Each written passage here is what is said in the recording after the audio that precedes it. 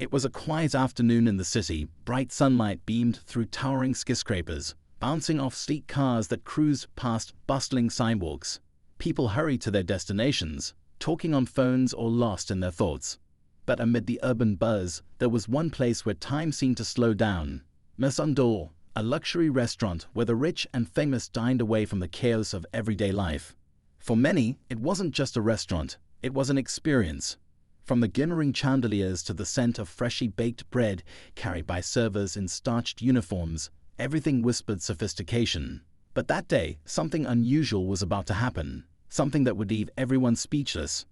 The day had started like any other for Ethan, a middle-aged waiter who had worked at Maison d'Or for nearly a decade. He prided himself on knowing every face that walked through the polished double doors.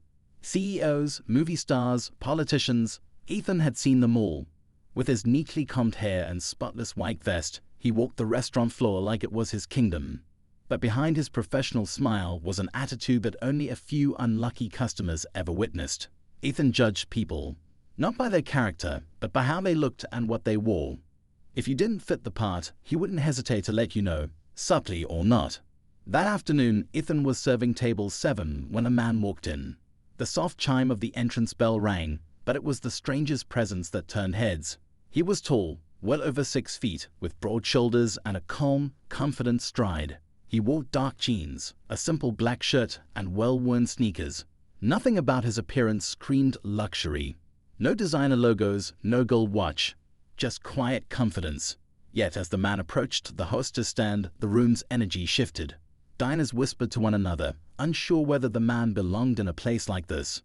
Ethan noticed, too. From across the room, he squinted, studying the man's every move. The hostess, a young woman named Claire, greeted him with a polite smile. "Good afternoon, sir. Do you have a reservation?" The man's lips curled into a small smile. "I do. The name's Marcus Johnson." Claire's fingers danced across the reservation tablet. She paused briefly as if surprised but quickly recovered. "Ah, yes, right this way." Ethan's eyebrows shot up. Marcus Johnson. The name sounded familiar, but Ethan couldn't place it. He brushed it off, assuming it was nothing. Still, as Claire led Marcus through the restaurant, Ethan felt his annoyance bubbling. This man looked out of place. Maison d'Or wasn't for regular people. It was for those who could afford to spend hundreds of dollars on a single meal without blinking an eye. To Ethan, Marcus' presence was almost offensive. As Marcus settled into a table by the window, the sunlight caught his face, a face that was calm, composed, and completely unbothered by the whispers around him. He looked out at the city, seemingly lost in thought, until Ethan approached the table. With his notepad in hand, Ethan plastered on his usual fake smile. "Good afternoon, sir. Welcome to Maison d'Or. Can I get you something to drink? Perhaps sparkling water or a bottle of wine?" His voice dripped with condescension, though carefully masked with politeness. Marcus glanced up, his deep brown eyes meeting Ethan's. "Just regular water, please. Room temperature." Ethan's smile faltered ever so slightly. Regular water. He didn't say it out loud, but his judgment was clear. This man wasn't going to spend much, Ethan thought. Still, he nodded. "Of course, sir. And will anyone be joining you today?" "No, just me." Marcus replied simply. Ethan scribbled something on his notepad, a habit, even when he didn't need to, and walked off, shaking his head subtly. He didn't notice the way Marcus's gaze followed him, sharp and thoughtful, as if studying him in return. Back in the kitchen, Ethan muttered to another server, "You see table by the window. That guy. I bet he ordered the cheapest thing on the menu." The other waiter, Sam, frowned.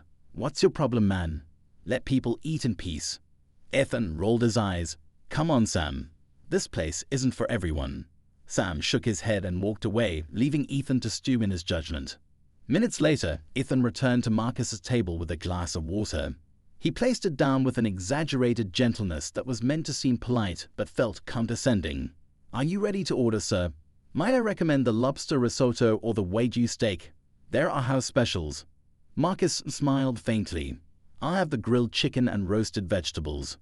Ethan bit back a snarky comment. "Of course. Excellent choice, sir," he said instead, his tone insincere. As Ethan walked back to the kitchen, he muttered to himself again, this time louder. Grilled chicken. At a place like this. Unbelievable. What Ethan didn't realize was that other diners had begun to notice his behavior. A woman at a nearby table exchanged a look with her husband, who shook his head disapprovingly. Claire, the hostess, also caught wind of the situation and frowned, her brows knitting together in concern. But Ethan didn't care. In his mind, Marcus was just another nobody wasting space in a restaurant meant for the elite. What Ethan couldn't know, what no one knew, was who Marcus really was. And by the time he found out, it would be far too late. When Marcus finished his meal, he calmly signaled for the check. Ethan, unable to resist one last jab, approached the table with a smirk. "I trust everything was satisfactory." "It was perfect, thank you," Marcus replied, sliding a black credit card across the table. Ethan glanced at the card and froze. The logo on it wasn't just exclusive. It was a card reserved for people whose wealth surpassed imagination. He blinked, trying to process what he was holding. Then, as if on cue, Claire appeared at the table with a wide smile.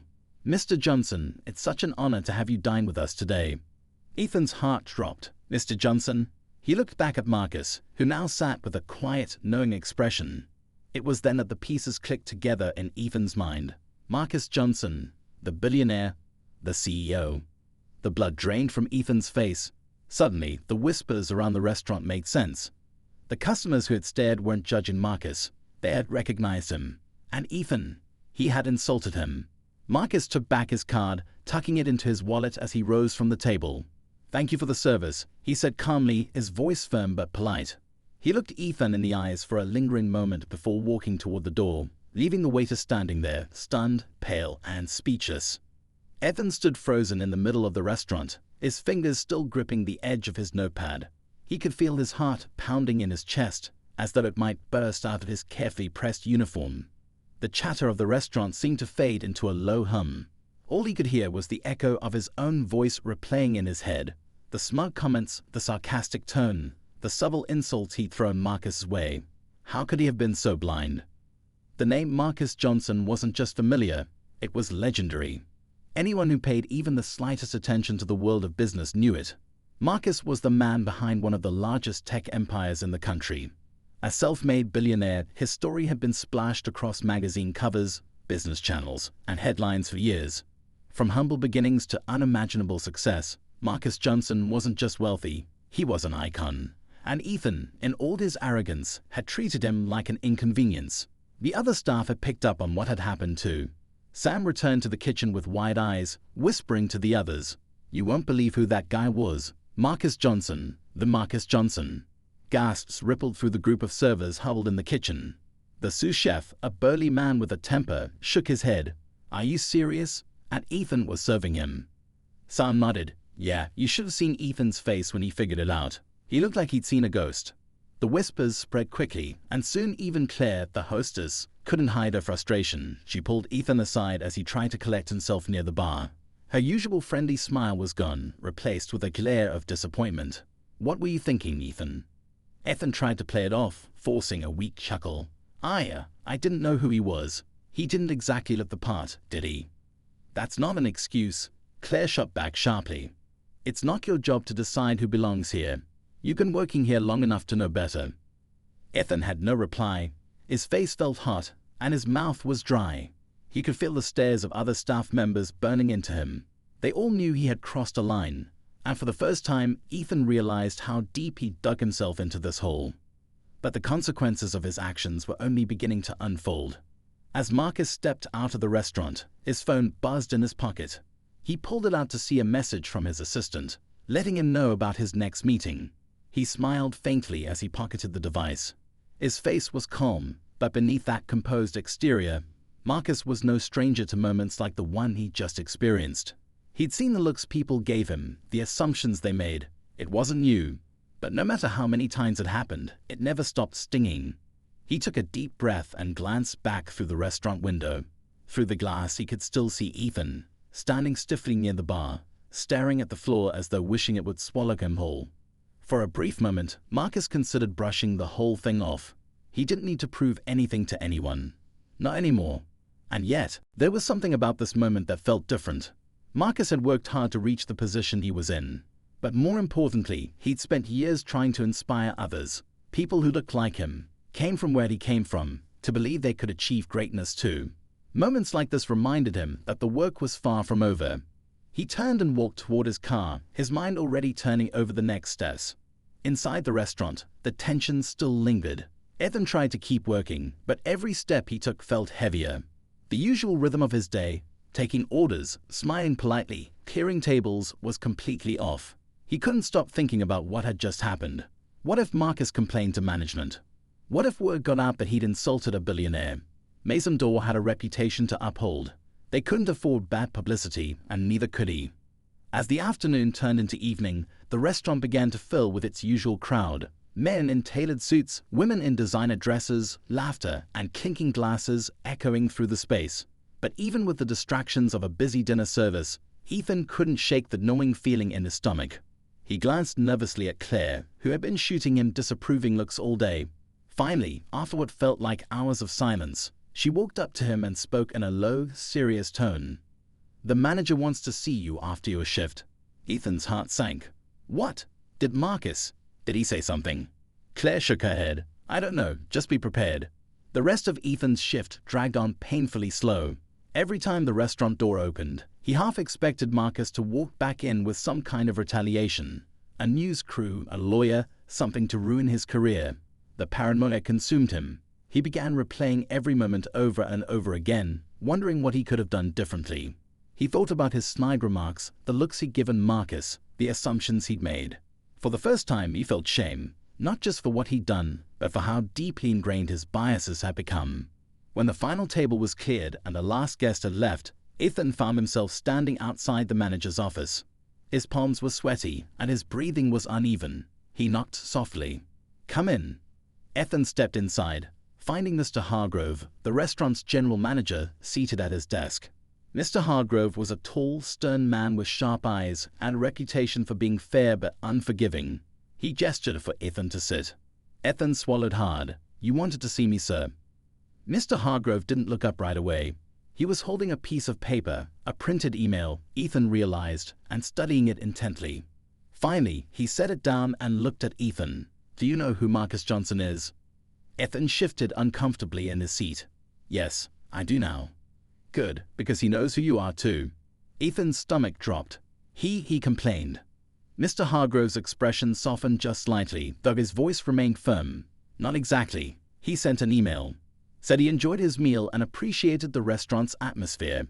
But he also mentioned something else, something about being judged by one of our waitstaff." Ethan's face turned pale. "Sir, Mr. Hargrove held up a hand to silence him. "He didn't name you, Ethan, but he didn't have to. Claire and Sam already filled me in." Ethan's shoulders slumped. He felt exposed, like the weight of the room was pressing down on him. Mr. Hargrove sighed, leaning back in his chair. "This restaurant has a reputation, Ethan. People come here for the experience, not just the food, but the way we make them feel. Every person who walks through that door deserves respect, no matter who they are or what they're wearing. Do you understand?" "Yes, sir," Ethan mumbled. "I hope you do," Mr. Hargrove said, his tone sharper now. "Because this isn't the kind of thing we can afford to let slide. Consider this your final warning. If anything like this happens again, you'll be out the door. Do I make myself clear?" Ethan nodded quickly. "Yes, sir, I understand." Mr. Hargrove stared at him for a moment longer before gesturing toward the door. "Go home, Ethan. Think about how you want to represent yourself and this restaurant from now on." Ethan stood and quietly left the office, his mind racing. The relief of not losing his job was overshadowed by the guilt and embarrassment he felt. He walked through the empty restaurant, past the neatly arranged tables and dimmed lights, and out into the cool night air. As he stood outside, staring at the quiet street, Ethan couldn't help but wonder what Marcus had been thinking. Why hadn't he demanded more? Why hadn't he used his power to make sure Ethan was fired on the spot? And more importantly, what would happen if they ever crossed paths again? Ethan walked slowly down the street, his hands stuffed in his pockets, head bowed low. The cool air felt sharper than usual, biting at his face as if punishing him for the day's events. Every step echoed with the weight of his thoughts. How had it come to this? He replayed every moment with Marcus Johnson. His tone, his attitude, the way he'd looked at him like he didn't belong. Ethan knew better, didn't he? Or at least, he thought he did. But deep down, he had to admit something uncomfortable. This wasn't the first time he judged someone based on how they looked. It was just the first time he got caught. As he approached his small apartment, Ethan's phone buzzed in his pocket. He hesitated, half expecting it to be a call from Mr. Hargrove, maybe saying he changed his mind and Ethan's job was gone after all. When he pulled it out, he realized it was a text from Sam. "Sam, you good man? Rough day." Ethan stared at the screen for a moment before typing back. "Ethan, yeah, just thinking about everything." Sam's reply came quickly. "Sam, we all mess up. Just learn from it. Marcus Johnson isn't just anyone. You're lucky he let it slide." Ethan sighed and put the phone away. Lucky. The word felt heavy. Marcus had let it slide, at least for now. But what was Marcus thinking? Why hadn't he made a bigger deal out of it? Ethan couldn't shake the feeling that this wasn't over. The following morning, Ethan woke up earlier than usual. Sleep had been impossible. Every time he closed his eyes, he imagined Marcus's calm expression, the way his quiet confidence seemed to fill the room. Ethan had spent years perfecting his act at Maison d'Or, serving guests with practiced charm, masking his judgments with fake politeness. But for the first time, he realized how shallow it all was. If someone like Marcus Johnson could see through him so easily, how many others had? Ethan arrived at the restaurant an hour before his shift, hoping to avoid his coworkers.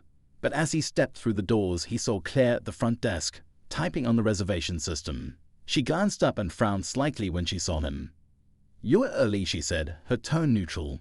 "Yeah," Ethan replied quietly. "Wanted to clear my head before the rush." Claire studied him for a moment, then shook her head. "I don't get you, Ethan."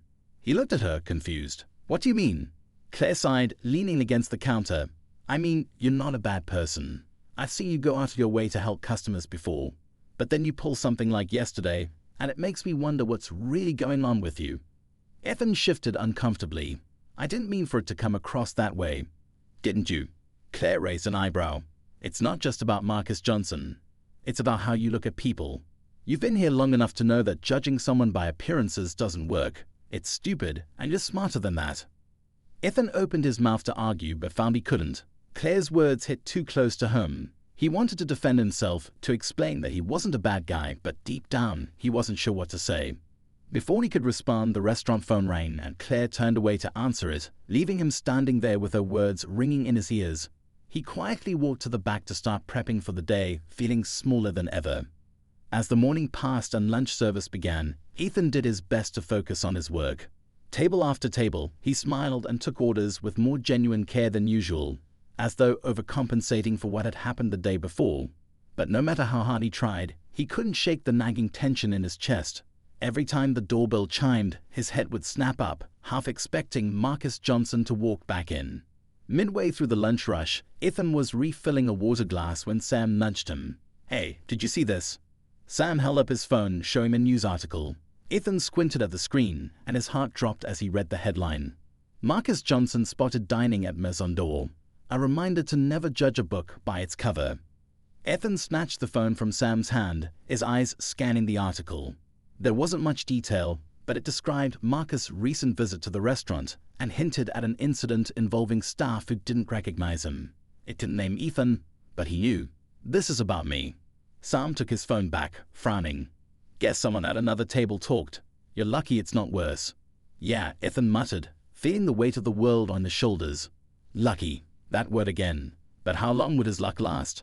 By the time dinner rolled around, the whispers among the staff had quieted, but Ethan's anxiety had only grown. He couldn't help but look over his shoulder constantly, as if Marcus himself might reappear at any moment. Every wealthy guest who walked in made him flinch. And then it happened. The restaurant door opened, and in walked Marcus Johnson. This time there was no whispering, no subtle glances. Everyone noticed. Marcus was wearing a tailored grey suit, looking every bit the billionaire CEO the media painted him to be. The atmosphere shifted instantly. Claire straightened at the hostess stand, and Sam shot Ethan a wide-eyed look. Ethan felt his stomach churn. Why is he back? Marcus walked calmly to the front, where Claire greeted him with the same nervous smile she gave VIP guests. "Welcome back, Mr. Johnson. Do you have a reservation tonight?" Marcus smiled politely. "I don't, but I was hoping to grab a table if one's available." "Of course, sir. Right this way." Claire grabbed a menu and led Marcus toward a table near the center of the restaurant. Ethan's palms felt clammy as he watched Marcus settle into his seat. Every part of him wanted to avoid that table, to pretend Marcus wasn't there. But as luck would have it, Claire caught his eye and motioned him over. "Ethan, table 12. He swallowed hard. Got it. As he approached, Marcus looked up and met Ethan's eyes. For a moment, Ethan froze, the tray in his hand trembling ever so slightly. But Marcus' expression was unreadable, calm, almost expectant. "Good evening, sir," Ethan said, forcing himself to speak. "Welcome back. Can I get you something to drink?"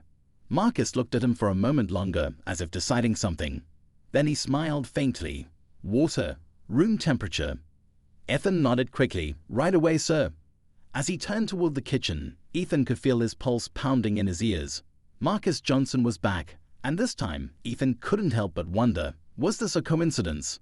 Or had Marcus returned for a reason? Ethan's heart was beating so loudly it felt like it might burst through his chest. He moved swiftly to the back, filling a glass with water and steadying himself against the counter. His hands trembled as he grabbed a tray and placed the glass on it, exhaling slowly in an attempt to calm himself. What's he doing here? Ethan thought. Marcus' return couldn't just be random. It wasn't normal for someone to come back to a restaurant so soon, not after the way he'd been treated. Ethan couldn't shake the feeling that Marcus had come for a reason, one that wasn't going to end well for him. He walked back to Marcus' table, forcing his steps to feel smooth and confident, though his knees felt weak. As he placed the water down in front of Marcus, he couldn't avoid making eye contact. Marcus looked up at him, his calm gaze steady, but this time there was something sharper about it, a weight Ethan couldn't ignore. "Thank you," Marcus said simply, his voice even but firm. "You're welcome, sir," Ethan replied, managing to keep his tone professional. "Can I bring you anything to eat, or do you need more time with the menu?" Marcus tilted his head slightly, as if studying him. "I think I'll need a moment," he replied after a pause. "Of course, I'll check back shortly," Ethan said quickly, turning away and walking as calmly as he could back toward the bar. Once out of Marcus' sight, Ethan let out a shaky breath and leaned against the counter, feeling as though his body might collapse.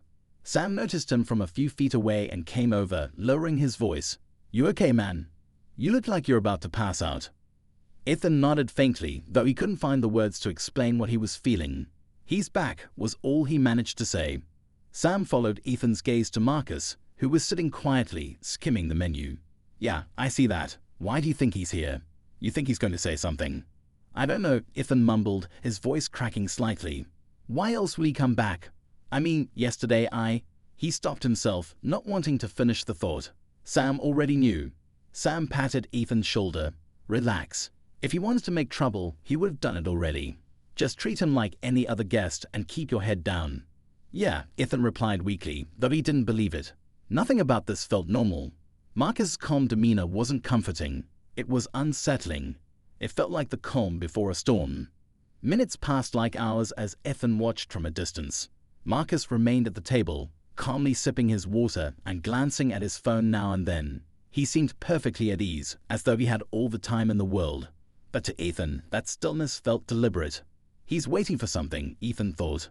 When he couldn't stall any longer, Ethan took a deep breath and approached the table again, pen and notepad ready. "Have you decided what you'd like to order, sir?" he asked carefully, his voice quiet. Marcus looked up, locking eyes with Ethan once again. "Yes, I think I have." He paused, setting his menu aside. "I'll have the filet mignon, medium rare with asparagus and roasted potatoes." Ethan jotted down the order, trying to keep his hand steady. "Excellent choice, sir. I'll get that started right away." "Thank you, Ethan," Marcus said, his tone pointed. The way he said Ethan's name sent a chill down his spine. It wasn't loud or harsh, but there was intention behind it, a reminder that Marcus knew exactly who he was. Ethan offered a quick nod and hurried back to the kitchen, his head spinning. As he passed through the swinging doors, he nearly ran into Claire. She gave him a sharp look. "Watch it, Ethan." "Sorry," he muttered, brushing past her to put Marcus' order in. Claire followed him, lowering her voice as they stood by the prep station. "Is everything okay with table 12? She asked, her tone laced with suspicion. "You seem like you're about to lose it." Ethan didn't know how to explain what he was feeling. "It's Marcus Johnson again," he whispered. "Why do you think he's back?" Claire frowned, her expression softening slightly. "Maybe he just likes the food." Ethan shook his head. "No, he's not here for that. I can feel it." Claire sighed. "Look, I don't know what you want me to say. If he wanted to cause a scene, he'd already have done it. Just keep it professional and don't overthink it." But that was exactly the problem. Ethan could not overthink it. Every time he looked at Marcus, the knot in his stomach twisted tighter. There was no way this was just another meal. As the kitchen worked on Marcus' order, Ethan lingered near the back, trying to gather himself. He felt exposed, like Marcus could see right through him. And worse, he felt guilty. More guilty than he ever had in his life. The things he'd said, the way he treated Marcus, they hadn't just been careless. They'd gone wrong. Ethan didn't consider himself a bad person, but the truth was staring him in the face. He had judged Marcus, and now he couldn't escape it. When the food was ready, Ethan picked up the plate with shaky hands and carried it to the table. He set the dish down in front of Marcus carefully, forcing himself to smile. "Here you are, sir. Fiat Mignon medium rare. Is there anything else I can get you?" Marcus looked at the food, then back up at Ethan, his face unreadable. For a moment, Ethan thought he might say something that would shatter the fragile calm between them. But instead, Marcus just smiled faintly and said, "That'll be all for now. Thank you." Ethan nodded quickly and turned to leave, relief flooding him. But just as he was about to step away, Marcus spoke again. "Ethan." Ethan froze mid-step, turning slowly to face him. "Yes, sir." Marcus set his knife down, his eyes never leaving Ethan's. "Do you know why I came back here today?" The question hung in the air like a thundercloud, heavy and ominous. Ethan's throat went dry, and for a moment he couldn't speak. He shook his head slowly. "No, sir." Marcus studied him for a long moment, the silence stretching on until it became unbearable. Then he said quietly, "I wanted to see if you treat me differently." Ethan felt his heart drop into his stomach. His mouth opened slightly, but no words came out. Marcus's gaze remained steady, piercing right through him. Ethan realized in that moment that Marcus hadn't come back to make a scene or demand an apology. He'd come back to hold up a mirror, to force Ethan to confront the person he was. Ethan's legs felt weak, his mind spinning as Marcus picked up his fork and knife, cutting into his meal as though nothing had happened. The tension was suffocating, and Ethan could barely move as he turned and walked back toward the kitchen. As he pushed through the doors, Claire looked up at him, confused. "What's wrong now?" Ethan didn't answer. He couldn't. All he could think about was Marcus's words echoing in his head, and the truth they carried. Ethan stood in the kitchen, his back pressed against the cold metal counter as the weight of Marcus's words settled over him. "I wanted to see if you treat me differently." The sentence echoed in his head like a drumbeat, relentless and unforgiving. He felt exposed, like Marcus had peeled away every layer he carefully built over the years, forcing him to look at himself in a way he wasn't ready for. Around him, the chaos of the dinner rush continued. Servers rushing in and out, chefs shouting orders. But to Ethan, the noise was muffled, distant. All he could hear was the pounding of his own heart. Sam appeared next to him, nudging him with his elbow. "Hey, you look like you've seen a ghost. What's going on?" Ethan shook his head, barely processing Sam's words. "He's testing me," Ethan muttered, more to himself than to Sam. "He's not just here for dinner." Sam frowned. "What do you mean?" Ethan glanced toward the kitchen door that led to the dining room, as though Marcus could still hear him. "Marcus Johnson. He came back to see if I'd act differently, like he wants to. I don't know, prove something." Sam snorted, clearly unimpressed. "Well, what you expect? You insulted the guy, Ethan. He probably wants to see if you learned your lesson. He's a billionaire. He doesn't have to yell or cause a scene. He's playing the long game." The thought made Ethan's stomach churn. He wasn't just dealing with an unhappy customer. Marcus Johnson was someone with power, power that came from more than just his money. It was in the way he carried himself, the quiet authority he exuded without raising his voice. Ethan knew it wasn't over. Moments later, Claire poked her head through the kitchen door, her expression tense. "Ethan, table 12 asked for you." Ethan froze. "What?" Claire nodded, her eyes narrowing. "He wants you to come back to the table." Ethan's hands turned clammy as he wiped them on his apron, his throat dry. "Did he say why?" "No, he just said he'd like a word with you." Claire replied, clearly uneasy herself. "If you want me to cover for you." "No," Ethan interrupted quickly, his voice shaky but firm. He knew he couldn't avoid this forever. If Marcus wanted to talk to him, he had no choice but to face it. "I'll go." He moved toward the dining room, each step feeling heavier than the last. As he approached table 12, Marcus looked up and set his fork down, his expression calm but unreadable. Ethan swallowed hard, forcing himself to stand tall. "You asked for me, sir." Marcus studied him for a moment before speaking. "Sit." Ethan blinked, thrown off. "Excuse me." "Sit down, Ethan." Marcus repeated, his tone polite but firm. It wasn't a request, it was an instruction. Ethan hesitated, glancing around to make sure no one was watching. This was completely against restaurant protocol, and he was certain Claire would lose it as she saw. But something about Marcus's tone made it impossible to refuse. Slowly, Ethan pulled out the chair across from Marcus and sat down, his hands resting on his knees under the table. Marcus folded his hands together and leaned slightly forward, his gaze piercing. "Tell me something, Ethan. Why did you look at me the way you did yesterday?" Ethan's heart dropped. This was it. The conversation he'd been dreading. He tried to come up with an answer, something polished and professional, but nothing came. I don't know, sir," he stammered. "I didn't mean to offend you." "But you did," Marcus interrupted, his tone calm but cutting. "And let's not pretend you don't know why. When I walked in here yesterday, you assumed I didn't belong. Why is that?" Ethan's face burned with shame.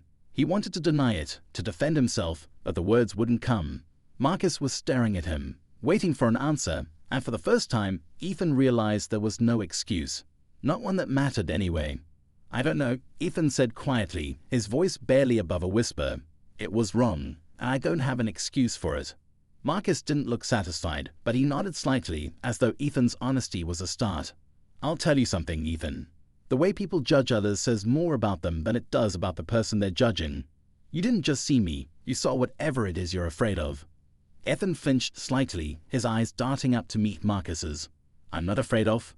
"Of course you are," Marcus cut him off gently. "You wouldn't have reacted that way if you weren't. People look at me, and they see whatever they've been taught to see. For some, it's a success story. For others, it's a challenge to their comfort. For you, it was a threat, wasn't it?" Ethan opened his mouth to argue, but found that he couldn't. Marcus wasn't being cruel. He was simply telling the truth, and that made it so much harder to hear. Ethan lowered his gaze, feeling like he was shrinking under the weight of Marcus's words. "You're not the first person to look at me that way," Marcus continued after a pause. "But I came back here because I wanted you to understand something. It doesn't matter how much money I have or what my title is. Respect isn't about those things. Respect is about how you treat someone when you think they have nothing to offer you." The words hit Ethan like a punch to the gut. It was true. Yesterday, he'd sized Marcus up in seconds, deciding who he was based on nothing but appearances. And now he could see how small that made him. Before Ethan could respond, Marcus reached into his jacket pocket and pulled out a small card, sliding it across the table toward him. Ethan hesitated before picking it up. It was thick, sleek, with Marcus' name printed in bold letters and his contact information below it. "What's this?" Ethan asked, his voice unsteady. Marcus smiled faintly. "It's an opportunity. I believe in giving people a chance to learn and grow. If you ever decide you're ready to do that, call me." Ethan stared at the card, his mind racing.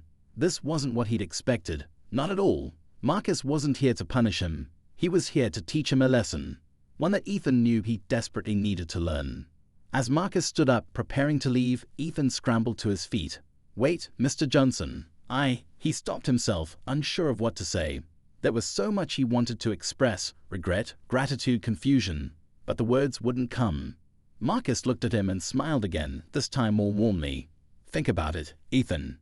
With that, Marcus turned and walked out of the restaurant, leaving Ethan standing there with the card in his hand and a storm of emotions swirling inside him. Around him, the dining room buzzed with life, as if nothing had happened. But for Ethan, everything had changed.